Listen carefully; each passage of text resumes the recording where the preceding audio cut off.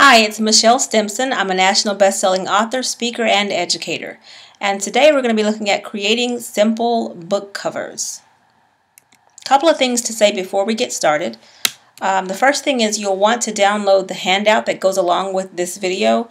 So there is the link so that you can download it. Secondly, one of the things that I use when I'm creating book covers is an old-fashioned mouse because there's lots of pointing and clicking and that kind of a thing. So having a real mouse might actually be helpful to you.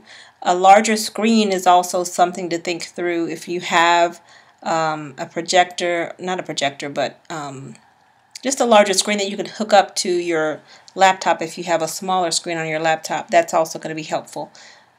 I want to share with you the videos, the book covers that I make kind of go along with, are kind of mostly in line with my genre, which is Christian fiction. And so if you are writing paranormal work or fantasy books, probably this is going to be too basic for you. There's lots of graphic manipulation in those genres when it comes to book covers, and you don't want your work to be subpar or completely different from what's going on in your genre. So you may not be able to utilize what I'm sharing with you. Well, you can use it, but it probably won't be as sophisticated as what you need. It's important that you do have some background in clicking on screens and dragging and dropping and that kind of thing. You noticed on the slide before that I'm an educator, and there are just some prerequisites sometimes before you go into a class that kind of prepare you. So if you've ever made a website, or if you've ever created a flyer online, or if you're familiar with right-clicking and all that kind of stuff, then you're probably going to be okay. But if you haven't ever played around with the internet or played around with any type of dragging and dropping, this probably is going to be, it may be too much for you. I'll try to do my best to really explain it to you because I like to think of myself as a good teacher. But anyway, once you get in there into the websites that we'll be looking at, though, just play around in the websites. We've all gone in there and messed up and learned and did and undo and all that kind of stuff. So you just learn by doing a lot of times. And so I just want to encourage you to do that. But just know that one thing that you may come out of with this course is that it will help you to decide that you don't actually want to make your own book covers. And that's okay. You really kind of have to have an eye for it. You have to have patience. You have to be able to sit there and do very tedious things when it comes to cropping and that kind of stuff. So if that's not you, it's okay. This will probably give you a greater appreciation for the people who do make your book covers. And it's not just a matter of going online and picking a picture and going and making a book cover, not if you want it to look good and actually sell your book. And the last thing I want to say is that I am not a professional graphic artist. I am primarily a writer. I have made a few book covers, and I've got a couple of them here. Some of them are better than others, and some of them I made before I even knew what I was doing, and some of them I made before I knew how to blend. And so, I'm just a person who's learning just like you are probably right now. What we don't want, however, is book covers that look like anybody and their mama could have done it. So I've seen some of these. I've seen some even worse than these where the art is blurry because the person picked the wrong size of image and tried to blow it up, and it just looks all askew. And it's not just what you don't want. It's what we're in this together. I'm an indie published author right now. I have been published by major publishers, but at this point I'm self-publishing, and I've looked at a lot of book covers because I read a lot of books. But we're in this together as indie authors at this point, and we want the industry to be one that looks professional, that we're putting our best foot forward. And sometimes you don't have a foot forward and you hire somebody else, and then sometimes you can learn. So that's what we're looking at. Let's get started.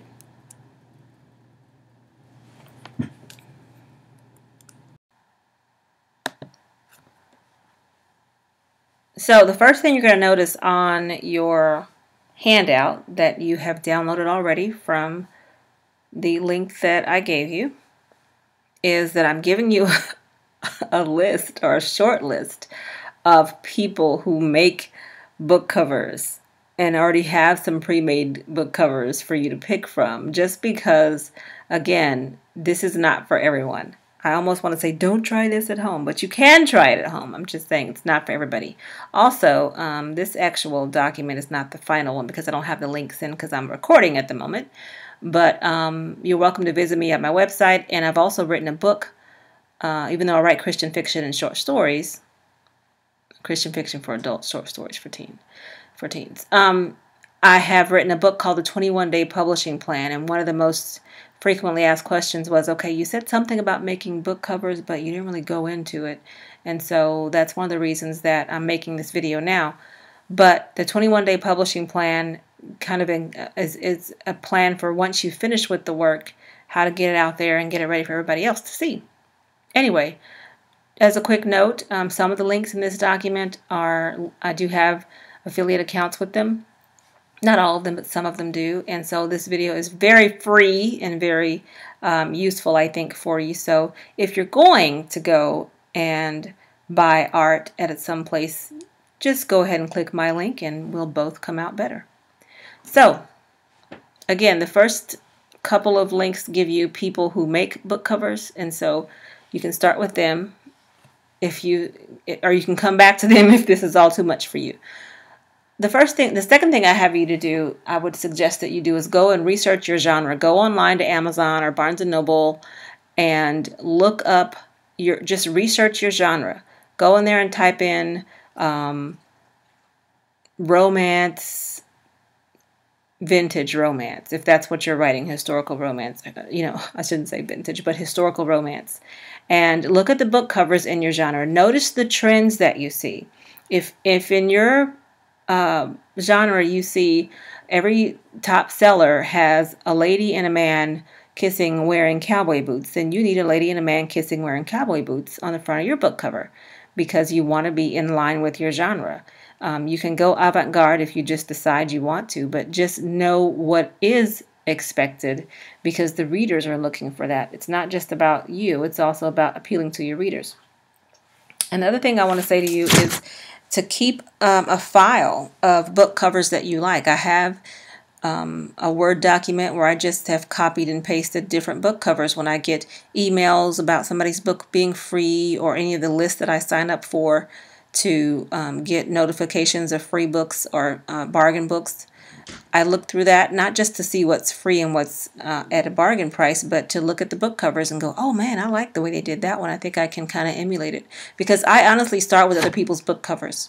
I look at them, I look at their design, and I go from there. I mean, it's not rocket science when we look at this. It really is a matter of looking at what has worked well and what the industry has what people are already looking for, and then kind of copying that, if you would.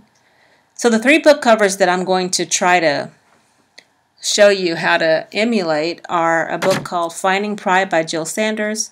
The second one is a book called Scandalous by Victoria Christopher Murray. And then finally, Angel's Sister by Anne Gabbard. I hope I'm saying her name correctly. So these are all kind of girly books. And I told you that this is my genre and this is what I know. I don't even waste time learning genres that I know nothing about. So if you already know this is not going to work for you, then you can just stop now and carry on. So you look at book covers that are in line with what you, that are, in your genre. And then you need to go and you need to get art. You don't want to just click and right-click on some art and save it and make it your book cover. That's illegal, number 1. And number 2, you could be sued because you don't know who's watching what. There are all kinds of internet robots out there. And you don't just want to do that because it's just wrong. So I've listed 3 different sites here that you can go to buy art, and I've given you kind of my commentary about each one. Today I'm going to go to Dollar Photo Club because I've already looked through their stuff. But the 4th one there is the U.S. government photos and images, public domain pictures, which we've already paid for with our taxes because if you're a U.S. citizen, anytime a person who is working for the Army goes, or someone who's commissioned by the government goes and takes a picture, or anything taken by NASA, we've already paid for that. So there are places to get free images as well. Just make sure that you check the little copyright information from them. So I'm going to Dollar Photo Club, and I'm going to try to make a book cover that's a lot like Jill Sanders' book, which is a couple walking. I'm going to log myself in because I apparently have logged myself out. Alright, so I am now in. I'm going to go to my gallery, and I have downloaded several pictures of couples in a park. So you can see I've got them all going there. Honestly, this one right here with the couple kissing would probably be the easiest because the top part of it is already blank, and I wouldn't have to worry about blending and that kind of a thing. If you get to go look at the Jill Sanders piece, you'll notice that there's some blending going on. Blending is one of those kind of advanced things that you probably cannot do well with a lot of free software. Well, maybe you can, but I don't know how to do it. And I haven't found it to be really, really good unless you pay a little bit of something for it. Now, at this point, I don't just use free stuff. I do have other things that I use to kind of, as I've gotten better at this whole thing. But this is just how I got started. So I like couples walking in kind of a foresty looking area. And I don't want to just copy Jill Sanders' book cover. So I'm just going to pick this one right here, and I've already downloaded this particular couple, and some other things that I had going in that light box that I know I want to play around with are some kind of medallions. I don't know if that's what I want to say, but because of the fact that I'm not going to be blending, but I do want to kind of emulate the other one that I saw on Amazon, I'm probably going, I can probably cheat a little bit with some type of an ornament that will block out the fact that parts of it are not blended. All right. So I have downloaded already the couple in the park with the guy holding the girl, and I have also downloaded the ornate frame design. Now these cost me a total of $2. So now I'm going to go over here to the website that I want to use to start with, which is Ribbit.com, and that is on your handout. Number 4, we're going to pull it all together. There are free places to manipulate the photos. So the funny thing about Ribbit is when you get there, now I'm already logged in. See where it says Hi, M. Stimpson. When you get there, you have to create your free account. And you may have to click on the word Ribbit a couple times. I think they're going to give you the option to upload a photo, but don't start there. Go ahead and click on Ribbit, and that'll get you to, what you need to see in front of your face is blank canvas. That's what you need. So I'm going to discard what I had going on there. And it's going to ask you for the dimensions. And I always start with 1400 by 2100. It's probably going to be larger than what you need for most of the places that you're going to be posting. But it's okay if you have to scale down. You don't want to have to scale up. Another quick note, just for those of us who are 40 and over or who have some type of visual thing going on, I don't leave my background white. I change it to some type of maybe a light gray, because that way you're going to have a little bit more contrast and you'll be able to see what you're working with. So there you are now. You've got the background to do your cover. So let me upload the picture that I've already created of the, well, that actually shouldn't I say I created, I downloaded it already for this first cover. And I've got Real Couple in the Park is what I'm calling it.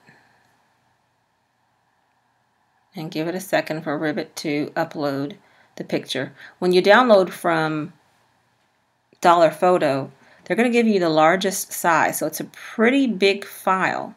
So when you're doing this kind of thing, you want to make sure that you're on a computer that's got a pretty big connection, so that you won't be a pretty strong connection or a quick connection, so that you won't spend all of your time waiting for stuff to be uploaded and downloaded and all the loadeds, okay? There's my picture now. Got them.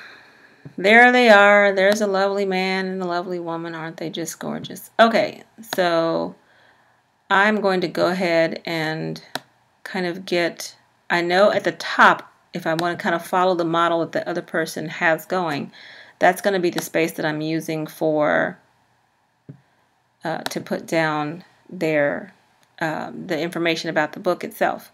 Let me go back over here to the picture, and I want to talk about the dimensions that were given to me.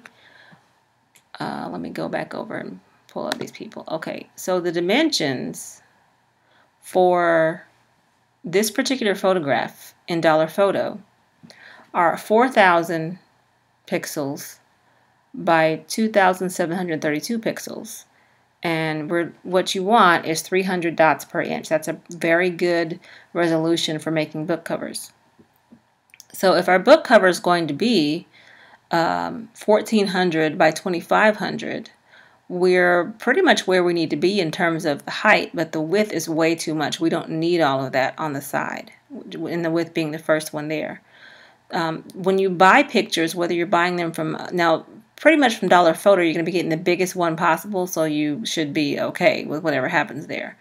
But if you are buying photos from another website where you have choices about what it is that you're picking in terms of the size of the picture, always go with 300 dots per inch and pick a size that's going to be near how much it's going to take up on the actual book cover. So if you have just, let's say you were just getting the man and the woman on another website. Well, if they're going to take up pretty much the whole cover, then you want to get the biggest size possible, because you got to stretch that thing out. And sometimes when you're stretching things out, you're going to lose the quality because you got a too small of a size. The other thing is, it's illegal to use images and stretch them out and try to get as much out of them as you can when you've only paid for a smaller size. And I bring that up only because, you know, as an artist, you'll want other people to respect your work. And I think that it's important for us all to, you know, be behind each other's, have each other's backs when it comes to stuff like this, and, you know, not be downloading free music and stuff like that. So artist to artist, people, artist to artist. So I've got now the bottom part of this. I might move it up some. Yeah, I think I can. I got 4,000 to go with. I'm good. I've got now kind of a banner thing going. Since I can't blend because I'm not blending, I've got, let me back up. Let me undo what I just did. Let me just delete this whole thing. So now I have the picture here. And I was going to put it down, but then I realized, no, I'm going to need some stuff at the top of this, and I'm not blending. So what I'm going to do is add a sticker. So I went over here to sticker. And you want to pick the rectangle, not the square, because if you pick the square, it's going to always be square. You can't manipulate it. You can't make it longer and shorter and that kind of thing. It'll always be a perfect square. So you don't want to deal with that because you can't deal with the dimensions. So there is a box now where I can put the title and I can put the author's name there. But I don't want it to be black, clearly. I think what I'm going to do is get another color, maybe a color down here, maybe the color of her shirt, maybe even the color of this leaf over here. I don't know. But what I want to do, if I want to pick a color that's already present somewhere on this page, is I'll go over here and I'll click in this black box, and it's going to give me a little dropper, and that's my color picker. And so I'm just going to kind of go around and see what I can see. Oh, I kind of like that. That's kind of a neat color. All right, and then I think I'm going to fade it out a little bit so that we can still kind of see the background there. Okay, so I've got this little banner. So I'm cheating because I can't do a blend in Ribbit the way I want to. I'm just going to do it like this. And that's okay. Another thing I'm going to do is, I remember I told you we're going to need to do that that divider looking thing, and so I've already downloaded that, and let me go find it, the one that I really want to use. I think I'll use this one. There we go. So it's going to upload here, and I think I'm going to put that at the bottom so that it kind of goes all the way across and it looks really cool. Okay, now here's a problem that I've got with this thing. The problem is there's extra stuff. When I downloaded it from Dollar Photo, the actual piece that I downloaded had several things on it, as you can see. And so I only wanted this part up here. So I downloaded it, and I'm on a Mac, so I guess it's Pic Editor or something like that. And if you've got anything on your, I don't know what it is on a PC, I can't remember what it is, but that picture editor, you can cut and paste and you can crop. And so I just cropped this piece out. But I used just a regular old square, a rectangle, excuse me. And so now I have all this extra stuff. Well, I need to get rid of it. So here I have my element selected. I'm going to use the eraser to get rid of the parts I don't want.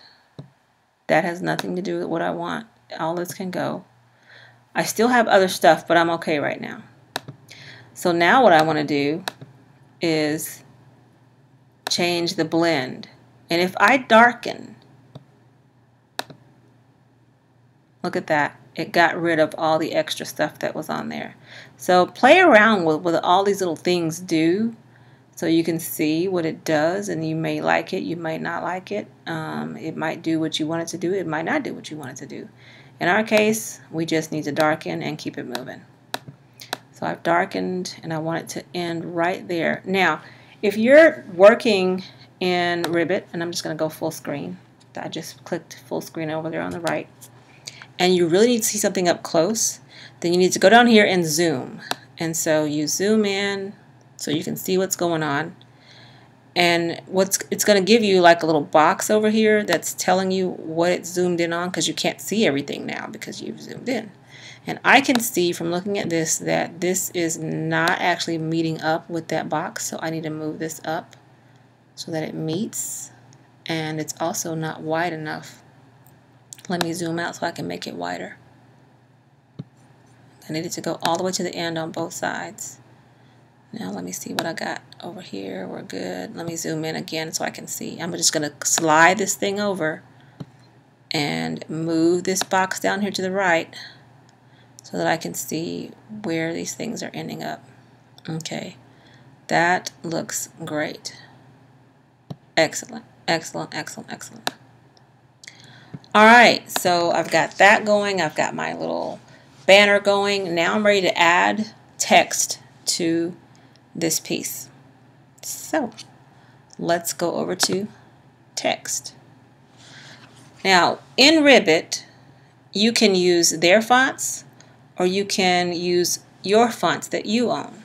So I'm going to go to load my fonts because I like to use my own fonts when I'm dealing with Ribbit, and sometimes I like to use theirs too. So let's give it a second to pull up. And what we're going to be doing here is getting the author's name, the title of the book. I also like to add some type of little note about what's going on. But the way I've got this looking right now, I might have to move this couple over so that I can have room to make a little note. I don't know. Let's just see how it goes. Alright, let's go back to full screen. So I need to add text. Oh, it's not letting me do that. Alrighty, fine. Let's say the author's name is Angela Renner. How about that? And let's just pick a font, Adobe. Well, let's see. How about Apple something? Let's add it. Now, I may decide this is lovely. I may decide, oh my gosh, that's the craziest thing ever. Now here's a funky thing sometimes. When you're clicking in Ribbit, sometimes it picks the wrong thing and it won't let you pick what you need to pick, and so sometimes you have to move over the background image to get to what you want. It's just the wildest thing. I have no clue as to why that's happening. So let me get back over here to Angela's name. Let me click away and click back on it. Okay, now it's doing that funky thing that I just told you about. Actually, I'm going to move them over anyway, so I'm just going to keep that right there. Alright, it let me back in. There's Angela's name, and I want it to be bigger, so I'm just going to, and I want it to actually be bold. Can I go bold? No, it's not letting me go bold. Let me make the size bigger. So there's that. Need to kind of center it a little bit more. And if you need to help with centering, just move the corners all the way out to the edge. Make sure that centering is selected, and you'll be fine. Now, when I looked at Jill Sanders' book, the author's name was in all caps, pretty big. Actually, I think the author's name is bigger than the title, but I might just decide I don't want to do that. And it's probably not a good decision, but let's just call this Hold Me Forever as the title. Alright, isn't that sweet? I'm going to go down and find something that is in cursive because I like that. Let me try this, Hold Me Forever. I don't really like this font, and I'll tell you why. It's going to be hard to see on Amazon's page what that H is and what that M is. When people are looking at books online, they are looking at teeny tiny thumbnail images, and this is just too confusing if I were looking at it in a different, in a smaller size, so that's not going to work. Let me find something else. Oh, that's a cute one, Hold Me Forever. Okay, that's Great Vibes. I think Great Vibes is one of the romantic fonts that I'm going to be referring you to in a little bit. So this is a romance. Now I told you earlier that because we're doing this for just the ebook at this point, we can kind of do whatever we want to do within this space. But when we get ready to move over to making the cover for CreateSpace, we're going to have to be really careful about the edges. And we have to leave so much room for the bleed. So actually I'm going to go ahead and shrink Angela's name here because I know what's coming for me. And I'm going to actually shrink this just a little bit because I'm thinking that R and that H might be a little too much when it comes to the CreateSpace version. Now, if I wanted to, I could make a totally different one or come back and play around with it again. But I like to kill two birds with one stone. I want to keep it the way that it's going to be at the end. So, now I don't like the color of this Hold Me Forever, so I'm going to pick a different color. Remember I told you how to get the color picker? Maybe I'll get the color of his pants. Oh, that's kind of cute. It's kind of cute, but it's not making me very, very happy. Let me look at a green maybe. Or I can move this little thing around right here and it'll give me different colors. I actually like that better than the color of his pants. One more thing that we see a lot happening with book covers is people giving maybe a review or some type of a hint of what the book is going to be about. So I'm going to do a little hint with this one. One walk in the park could change everything. Alright, and usually that's smaller, and it could be some type of an italicized print, or it might not be. Let's see. Let's try this one. Let's add it. And I don't like the spacing on this one, and that's way too big. I gotta move it over here by this little park bench looking thing, and I'm going to change the color of it to something dark so we can actually see it. I think I'll make this one the color of his pants. It's pretty dark but not quite black. And then I'm going to center it. I'm not that crazy about this at this point. I'd probably, oh, undo that. Oh, see how I moved that thing, the background, that I didn't mean to do that? I can go up here and click undo, and it'll put it back to where it was. Although, I can see that I do have a little too much space at the bottom, actually, so I'm going to move it down just a little bit. Okay. I must have moved something and not realized it a second ago. Alright, so I'm clicking on this. That font's going to be a little too big, so I'm going to make it a little bit smaller, just so that it'll fit in between that tree, the bottom of that tree, and this thing over here. Alright, so that's that one. That's the first one. It's not the best book cover in the whole wide world ever, ever, ever, but it is definitely a good book cover, and one that people will be able to readily recognize the genre that it is, and it looks a lot like one that's already out there. So that's the first one. Let's save it. You get to save when you are on this. Oh, I'm sorry, my computer fan is doing its own crazy thing. Let's call this book cover 1. Well, let's just give it the title of the book. Hold Me, If You Could Type the Shell. Oh my gosh. Okay, my finger is on the wrong button. That would be why. Hold Me Forever. And I just save it in JPEG. And you can make it a huge file, or I just keep it an 8 just because that's just how I roll. I don't think it's that big of a deal. Save the photo wherever you want to save it. And it's a done deal for this first one. Close that photo. Now we are ready to look at the second one. I'm going to move my microphone because that fan is really doing its thing. Although I don't know if this is going to be any help whatsoever.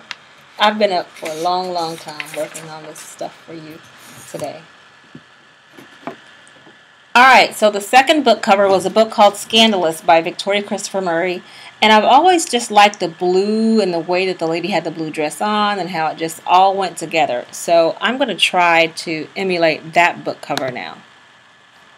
I'm going to keep the same dimensions, 1400 by 2100. And remember, I changed the background color a little bit. Alright, I'm going to clear out all those other photos that I had, just because I want you to know where we're starting and all that good stuff. We're starting fresh. In Dollar Photo Club, I searched for skylines. If you have not looked at the book cover, go ahead and pause right now and go look at it so that you'll know what we're trying to achieve, if you haven't already. And I looked up skyline, I looked up blue skyline, and I came up with, and I also looked up purple dress, because I found this skyline that I just fell in love with on Dollar Photo, and I thought, this is the skyline right here. I must have this. And so I looked at the details about it, though, and learned that this is the Brooklyn Bridge. So if it doesn't match your plot or your story, you probably need to look for a different city skyline. But I think I could make it work if I had to. I mean, you're an indie author. You can do this. All right. So I downloaded that, and I tried to play around with some other ladies that were in purple, and here's a lady in pink. I ended up going with a lady who was wearing black. She's not in this box, but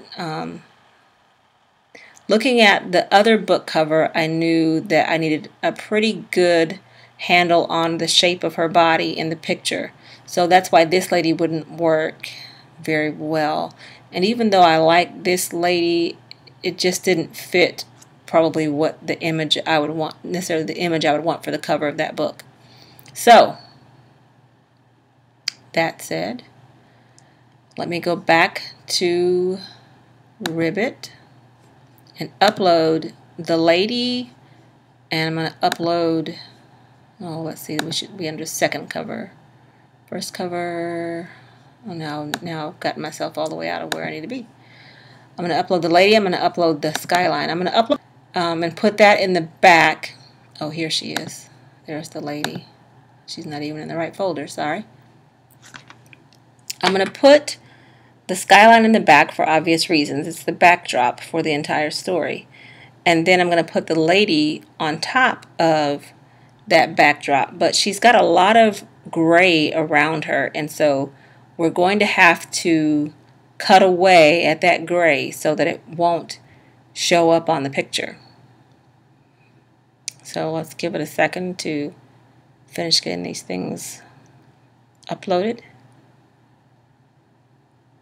Alright, there's the lady, and then I'm also going to go ahead and upload the background of the Brooklyn Bridge. It's absolutely beautiful. Another reason why I picked that particular picture is because you can kind of see that the bottom of it, let me pull it up, the bottom of it is pretty plain, and so I could easily do some blending with that. When you're looking at very simple book covers, you want, I mean, 2/3 of the battle is finding the right kinds of pictures so that you've got enough empty space and you've got enough stuff that you can blend, or, well, not blend in our case, but that you could play around with and match really easily so that it won't come across looking like a whole bunch of pictures that you just threw together. Okay? So half the battle is finding a background that works. So here I am with the Brooklyn Bridge. Oh, let me see what the dimensions are that I have. 5,000. Oh, I'm good. I can do whatever I want to do with this thing. All right. So there is my bridge, and there's my bottom part of my bridge. I like all these beautiful lights. Oh, that's gorgeous.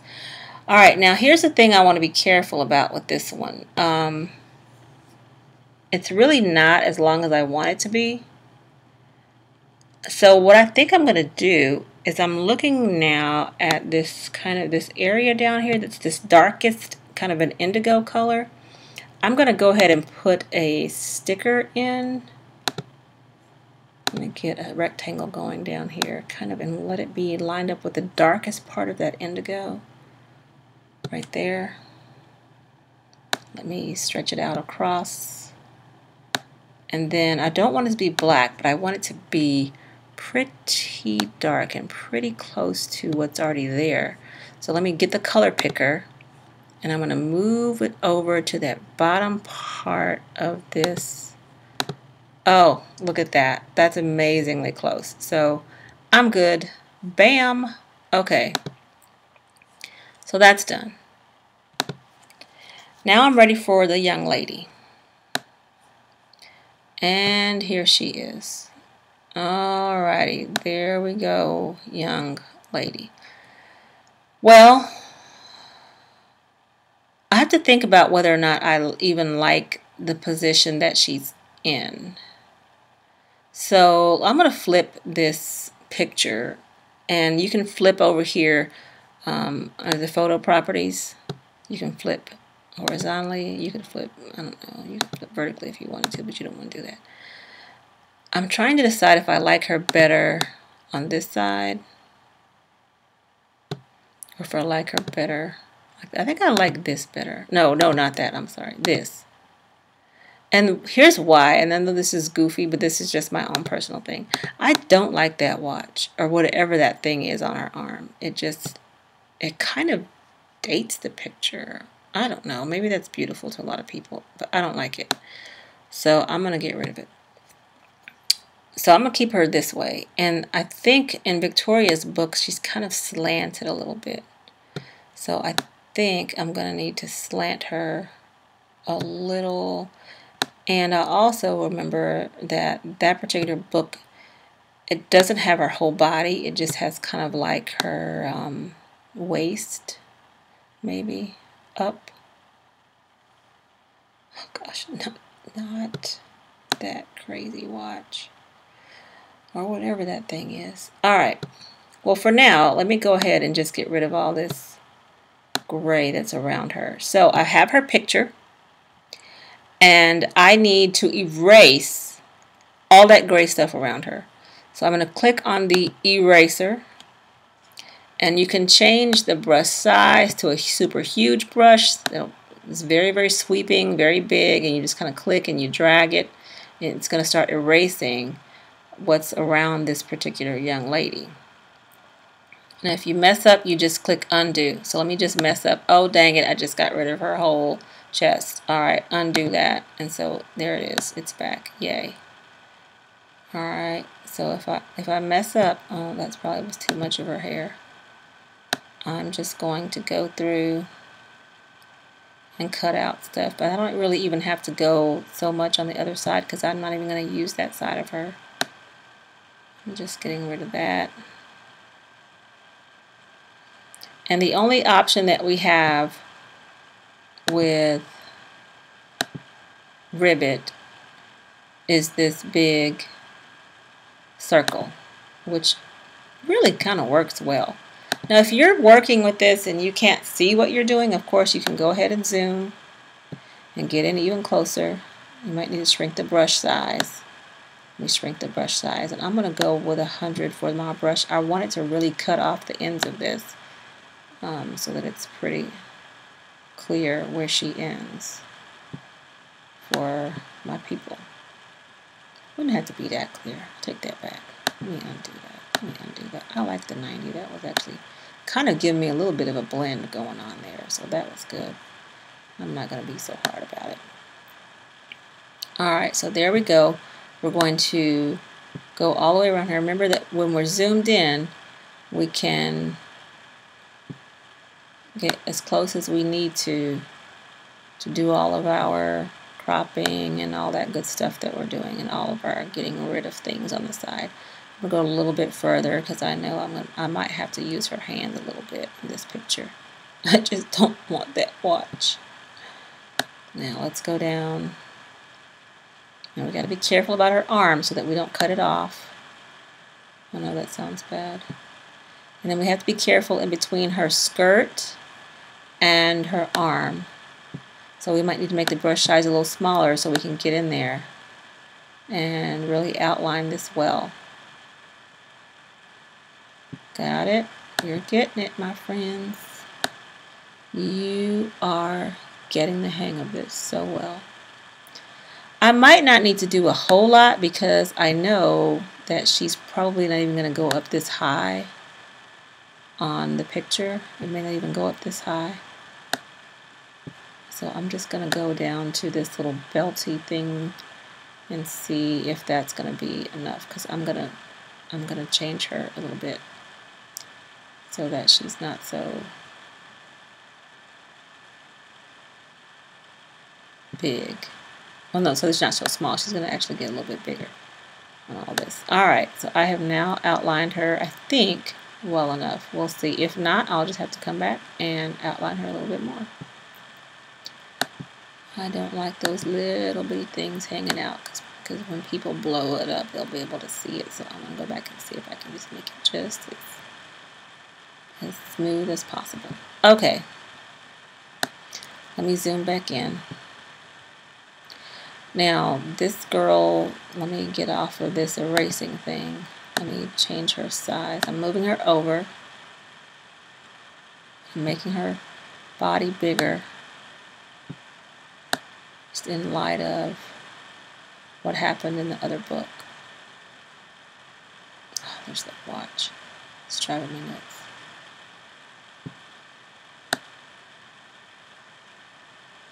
Okay, I think that's about as big as I want to get her.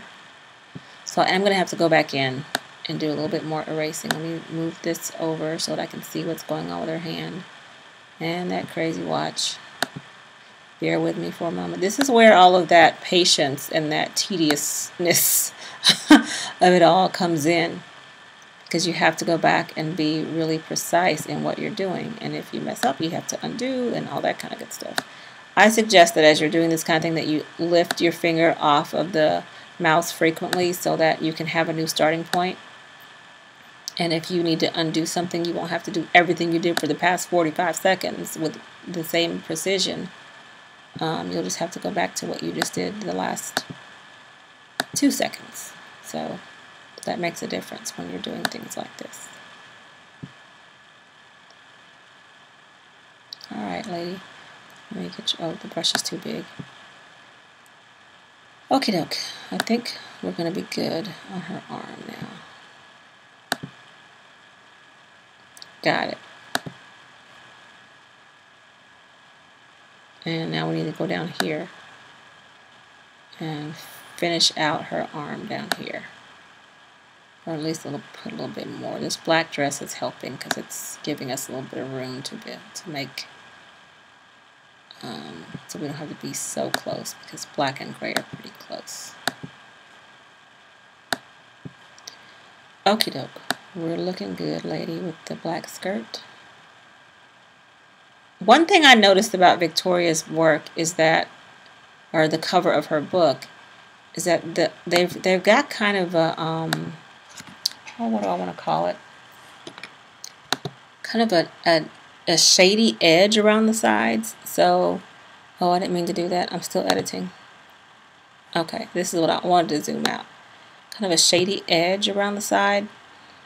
I know that I can go to PicMonkey and do this, but let me see if you'll bear with me. I'm trying something. I promise you it's not that crazy. Orton-ish. Let me see if I can go Orton on this. No, I got nothing. Alright, so here I am with this picture of this girl. And I'm going to call this Bridge Girl 1. How about that? So I've got the picture of this girl, Bridge Girl 1. I've saved it. One thing I like about PicMonkey, and so we're going to go there now, is that you can kind of play around with the effects a little bit more. And you can play around with effects in Ribbit, but the funny thing is, I actually understand what they mean when they say stuff in PicMonkey, but I don't always understand what it means when it comes to Ribbit. So, alright, there I am with the girl. One thing I want to do is I just want to kind of make all of this kind of meld a little bit more so it doesn't look like two separate pictures. So I'm going to go over here to the magic wand and I'm going to do this Orton thing where it just kind of pulls everything together really, really nicely. I just really like that about this one. So I have done that, and I might not want it to be that blooming. Maybe I don't want that much bloom, and I might not want it to be that bright. Maybe I want it a little bit brighter. Yeah, I like that. One thing I'm also noticing with this is her arm is a little light. And I'm thinking about the words that are going to be on her arm. So I would need to darken her arm. And you can do that in PicMonkey. I don't know that you can do it as well in Ribbit. So there I am. I selected the makeup, which is all the cosmetic effects. And it's going to default in that second box. And I'm going to just darken her skin a little bit because when I put the title across here, I need it to show up well. So if I darken that, I also probably want to darken that. I think that's going to be good enough. Enough darkening of her arm, just so that the title kind of stands out a little bit more when I put it on here.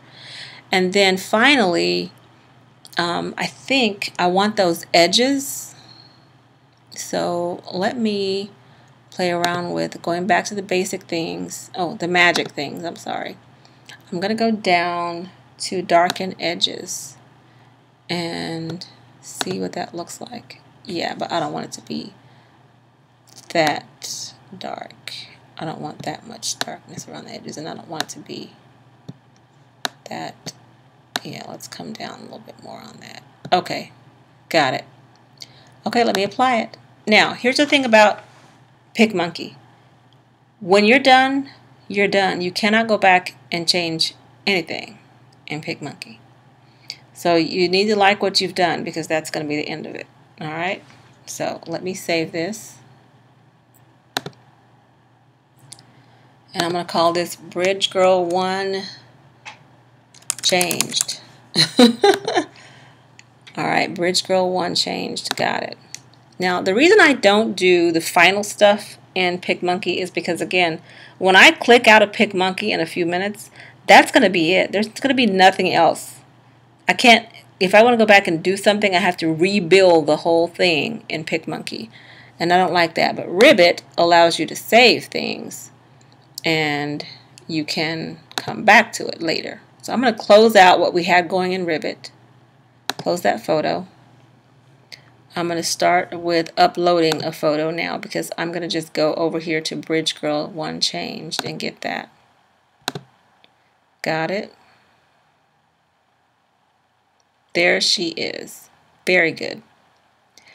Now, what I'm going to play around with now is getting the author's name in there, the title in there, and some type of a quote. So here's the thing. I don't want to do exactly what Victoria did. So let me make myself, I'm just going to make this book by Michelle Stimpson. How about that? And I'm going to use a font. Let me think. I like Bell MT a lot, so I'm going to use that. And lots of times authors' names are in caps. What they're trying to do with that is brand themselves. I shouldn't say themselves. We're trying to brand ourselves. So just know that's what's going on. They really want you to go, oh my gosh, that's a Michelle Stimpson novel, and then want to buy it. Not necessarily sell you on the title, because if you've got several titles, it's not about any particular title. It's about you as an author. People are looking for you as an author. So I want to get my name up front and center, nice and big. But remember, I don't want to go too far because we have to play around with this and make the back cover in a little bit. So there's that. I don't really want it to be white though. I'd like, let me pick another color. Let me get kind of the blue of these lights down here. It's just a little subtle change, but not a big difference. And I told you earlier that a lot of times people will put the quote on the side somewhere. So I'm just going to say a quote. Oops. Now this is not going to be all caps. A quote from a very famous person who loved this book like crazy. And then that person's name. Famous person. Let's try something that's in print, not italics. Let's try Callisto. Maybe. Well, we could go italics on this. Yeah, let's try it. Callisto. Callisto. Is that how you say it? Who knows? All right. So, oh, that's actually kind of cute. Now, the problem is this is like taking up the whole thing. So let me just say, let me get it a little bit smaller and see a quote from a very famous. Let me go back up here to the text and put enter after famous. That way it'll give me another line. See, it just gave me another line over here. That was great. Who loved this book. Okay, let's go back over here. And let's get rid of that space and enter like crazy from the famous person. Okay, I'm going to put that right here because I got a little empty space over there. And I'm going to go ahead and get the title in there. Now, I want to show you something that's a little bit interesting. I played around with the type of title that I wanted to use, or the color of the title that I wanted to use, and I played around with lots of things, and I came to the conclusion that the color that she used in her title was actually a pretty good color for this type of a book. And so I copied it and I cropped out a little piece of the title that had been used for Victoria's book. I just picked out the CAN, and so what I want to do is get that color. Let me go ahead and make a title. Let's call this book Brooklyn's Game. How about that? Brooklyn's Game. That works for me. So let's get it in here. I don't know what font I want to go with just yet on this particular one. I'm going to go with this for now, although I'm pretty sure I'm not going to like it. Let's just add it. And there it is. And one thing about fonts is you don't have to use the same font. You could use a different font for the B and a different font, like you could use fonts for the B and the G so that it has kind of a different feel to it. But you'd have to make 4 different text boxes. A box for the B, a box for the ROOKLYN''S, another box for the G, and another one for the AME. And you have to line them all up however you want them to look. So just FYI, that's something that you need to know if you're going to be playing around with this. As a matter of fact, I think what I want to do, even right now, is have 1 box for Brooklyn's and add a new text box for game. Partly because I don't like the spacing that was going on with that. It was too goofy. Alright, there's Brooklyn's game. Yay! And like I said, I want the color that Victoria Christopher Murray had in her title. Not that she made the thing, but I like that whole thing that was happening. So I went ahead and I'm just going to pull that can part over here. And I'm going to get that color. Oh, wait a minute. That's not what I mean to do. One moment, please. I am doing that. I don't want to do it. Oh, sorry. Control Z does not work on this. Let me delete that. Alright, so what I'm trying to do, I'm just going to put it up here right now. Okay, there we go. So Brooklyn's game is what I want to change. So I'll go there. Thank goodness for the memory. And I do use the color picker, and then I can go up to this C and the A and the N, and I can pick that from up there. And that, if I want to make sure that I'm getting this in exactly the right color, because I don't want to pick a different part of that C and have it mess up on the word game, because I have to go back and do this again.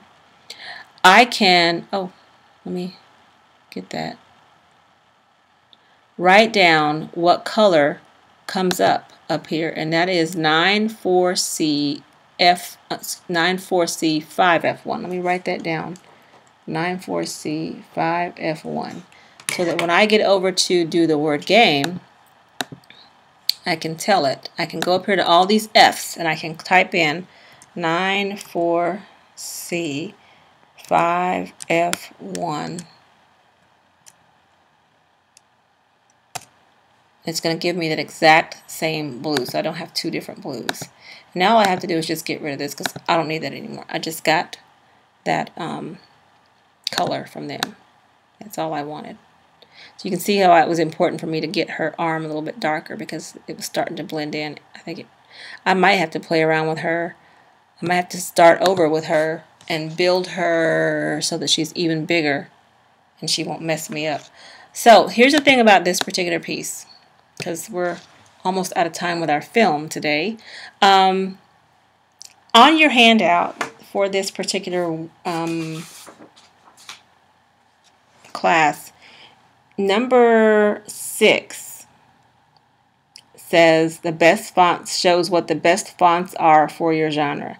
I'm not sold on this font for Brooklyn's game, quite honestly.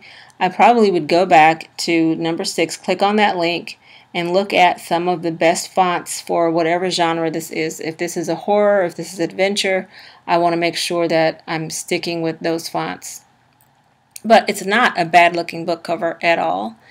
And I think that I could play around with this one a little bit more and tweak it to be whatever I want it to be. Sometimes the fonts can make all the difference. You don't want to use a font that is rarely recognizable to everybody in the whole wide world. Times New Roman is probably one of those that you want to stay away from. But to go back again to that number 6 and click on that and see what's going on. Also, if you find a font that you can't identify. Oh, sorry, my daughter's coming home and the alarm's going off. If you find a font that you can't identify, you can go to this is number 5, MyFonts.com, and you can click on Identify Fonts that you've seen. And then you can upload after you copy and paste the fonts or crop the fonts and all that kind of, screenshot them. And then the computer will tell you, or that particular website will tell you, you have to make sure, okay, is this C and A and N? Yes, it is, it is, it is. And it will tell you, this is Yana regular font. Well, I've never heard of that. Let me see what it looks like. Oh, if I wanted to buy it, it's $29. I don't want to buy it. I want to use the ones I already have. But if I was sold on it and I just absolutely had to have it, I could get it and add it to my fonts. So that's one thing that you want to know about as well. And there are lots of free fonts, by the way, but I just haven't uploaded them for this particular video. Alright, so there's Brooklyn's Game. And let's call this one Brooklyn's Game. Save that photo. Now that one was a little bit more sophisticated than the one that we did before. So I hope that you enjoyed that one. And I want to show you this last one. And we're not going to actually make the whole cover because I think you have the gist of the dimensions and all that kind of stuff. But the last one that I referenced was one called Angel's Sister. And in that one you saw a family, or a mother holding a daughter's hand, and you also saw that it was kind of had a yesteryear kind of a feel to it. And so I want to show you how to kind of create that in PicMonkey. So I went to Dollar Photo Club and found a picture of a parent holding a child's hand. I'm really not sure if that's a mom or a dad at this point, but I guess it doesn't really matter. And probably I need to crop this because it doesn't look anything like what a book cover should look like in terms of the shape. So I'm just going to imagine that it's somewhere around here that I'm playing around with. And I'll come back and play around with the dimensions in a little bit, but I think I want this space over here for a title. So I don't want to get rid of that necessarily. Apply that. What is my size anyway? I need to get it to at least 1400 over here. So I'm going to resize it. Yeah, that's too square. Let me crop it again. And I'm probably going to just need to do that much maybe. It needs to look a little bit more like a book cover looks in terms of what's going on with this thing. Let me apply that. And now I'm going to resize it to 1400. That's more like it. It was 1400 by 2100 is my usual thing, so I'm in the right ballpark. But what I really want to show you isn't so much about the cropping and the sizing, but the different effects that are available to you that you just need to go into PicMonkey and try them. PicMonkey can do things that Ribbit can't do and vice versa. So it's just a matter of getting in there and playing around with it. So if I want to kind of get that old feel, I'm going to go to my effects and I might go down to film grain. Let me see if I can see it. Yeah, film grain kind of gives me that, and I can make it have a little bit more grainy feel to it, so that it kind of seems like something that we would have watched back in the 60s. And then I might go back and also add a cross processing to it. Yeah, so it gives me that yesteryear. I could go blue. I could go red. I don't like the red. Green is good though. So all I'm saying is you need to go into PicMonkey and play around with it. If you get a picture that doesn't really have a lot of good color in it, you can boost the color. You don't have to be that strong with it if you don't want to. But lots of times I find pictures and they're not really, they don't really pop. And so you can come here and make them pop. That Orton process also kind of makes them pop a little bit too. But I lost my grain, so I don't want to do that. Anyway, my friends, that is the end of this part 1 video, and I hope that you've got some ideas about how to make this work. You may be at a point where you go, oh, this will never work, and I sure don't want to fool with that. And I have to tell you, even though this video is long, it took me even longer. The longest part of this was going through and researching skylines, because when you do that, you're going to get a million gazillion skylines. And so sometimes you just want to go through and say Dallas skyline, because maybe that's where your book takes place. Oh, in this space right there. And so now you're down to that. Oh, that's a little bit better. Another thing you might want to get rid of, depending on, or filter, depending on what you're doing and your genre, is the whether we're talking illustrations or vectors. And I just like photos when I'm dealing with this, so I won't have any cartoonish looking figures and that kind of thing in there. So I've only looked at dollar photo, but you need to play around with iStock and play around with CanStock and play around with all the different places that have royalty-free art. One thing about the art, two things about the art. First of all, you're good for 250,000 downloads or prints or whatever altogether. And the second thing is you want to be careful about using people and making one person's photos become the person who is attached to your story. It's a fine line between using people who've given permission in a book cover versus in a series, and they become kind of the logo for your books, and that's kind of crossing a line. So be in touch with the